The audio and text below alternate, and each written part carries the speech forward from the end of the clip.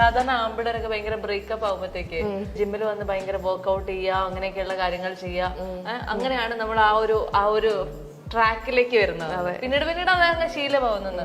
അതുപോലെ എന്തെങ്കിലും ഇമോഷണൽ കഥകൾ എനിക്ക് ആരും ഇല്ലാത്തതുകൊണ്ടാണ് ജിമ്മി വന്നത്. എനിക്ക് പേരിന് പോലെ ഒരു പ്രണയം ഇല്ലാത്തതുകൊണ്ടാണ്. എനിക്ക് തോന്നുന്നേ, എനിക്ക് ആരതിയെ പ്രേമിക്കാനായിട്ട് വരാൻ പലർക്കും പേടിയാന്ന് തോന്നുന്നത്. അല്ല, അതുകൊണ്ടൊന്നല്ല. എനിക്ക് വന്നിട്ടുണ്ട് പ്രപ്പോസൽസ്. നമ്മുടെ പുറയിൽ ഇങ്ങോട്ട് സ്നേഹം കൊണ്ട് തരുമ്പോൾ നമുക്കത് വേണ്ടായിരിക്കും. നമ്മൾ കിട്ടാത്ത സ്നേഹത്തിന് പുറകെ ഓടിക്കൊണ്ടിരിക്കും എന്നുള്ളതാണല്ലോ സത്യം. ഞാനും അതുപോലെയായിരുന്നു. എനിക്ക് ഇങ്ങോട്ട് സ്നേഹം ഒരുപാട് കിട്ടുന്നുണ്ടായിരുന്നു. പക്ഷെ എനിക്കതൊന്നും അക്സെപ്റ്റ് ചെയ്യാനോ തിരിച്ചു കൊടുക്കാനോ പറ്റുന്നില്ല. ഞാൻ വേറെന്തോ തേടി നടക്കുമായിരുന്നു. ആരതിയുടെ പല വീഡിയോയും കണ്ടപ്പോഴേ ആരതി ഒരു പോസ് ഇങ്ങനെ എല്ലായിടത്തും കാണിക്കുന്നത് ഞാൻ കണ്ടായിരുന്നു. ഇത് ഇങ്ങനെ ഇത് ഇങ്ങനെ എന്തോ ഒരു പോസ് ഭയങ്കര ആ പോസിന് ഭയങ്കര ഇഷ്ടമുണ്ടോ? അങ്ങനെയൊന്നുമില്ല. അത് കുറച്ച് ഫെമിനിൻ ആണെന്ന് തോന്നുന്നു. അതുകൊണ്ടായിരിക്കും അത് ഇടയ്ക്കിടയ്ക്ക് കാണിക്കാൻ പെട്ടെന്ന് ക്യാച്ച് ചെയ്യുന്ന എല്ലാരും. ആണല്ലേ? ആ ശരിയാ, എനിക്കും തോന്നി. അപ്പൊ അത് കുറച്ചൊരു ഒരു ഫെമിനിൻ ടച്ച് അതിനകത്തുണ്ട്. ഒന്ന് കാണിക്കോ?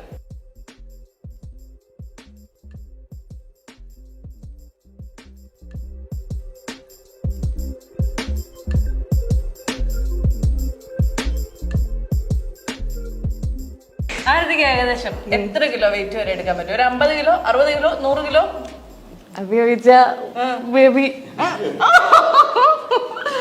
ഇതൊന്നും അല്ല കേട്ടോ ഗൈസ്, ഇത് വെറും 50 കിലോ മാത്രമേ ഉള്ളൂ. ഇതെങ്ങനെയുണ്ട്? ഞാൻ നല്ല ഹെൽത്തി അല്ല? നല്ല ഹെൽത്തിയാ. എന്റെ ഭാഗ്യം. എന്താണ് ആരതിനെ ഏറ്റവും കൂടുതൽ സന്തോഷിപ്പിക്കുന്നത്? എന്റെ ബോഡി നല്ലാവുന്നത്.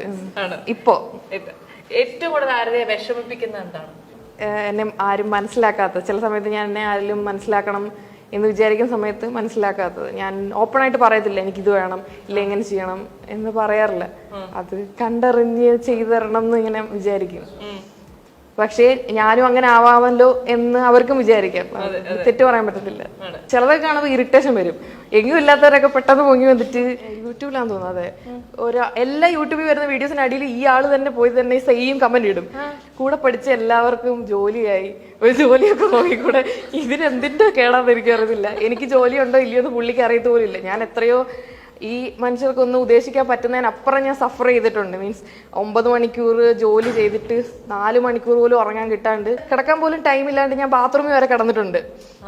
അങ്ങനത്തെ അവസ്ഥ ഉണ്ടായിട്ടുണ്ട്. ഇതൊന്നും ഞാൻ പുറത്ത് പറയാത്തതെന്ന് പറഞ്ഞു കഴിഞ്ഞാൽ ഞാൻ കഷ്ടപ്പെടുവാന്ന് എനിക്ക് മറ്റുള്ളവരെ അറിയിക്കണ്ട. അതിൽ സന്തോഷിക്കുന്ന ഒരുപാട് പേര് കാണും. അതുകൊണ്ട് എന്നിട്ട് ഇവര് പറയുന്നത് ഞാൻ ജോലി എടുക്കുന്നില്ല, ഞാൻ ഓസി നടക്കുവാണ് എന്നൊക്കെയാണ്. അതൊക്കെ കേൾക്കുമ്പോൾ ഇറിറ്റേഷൻ വരും.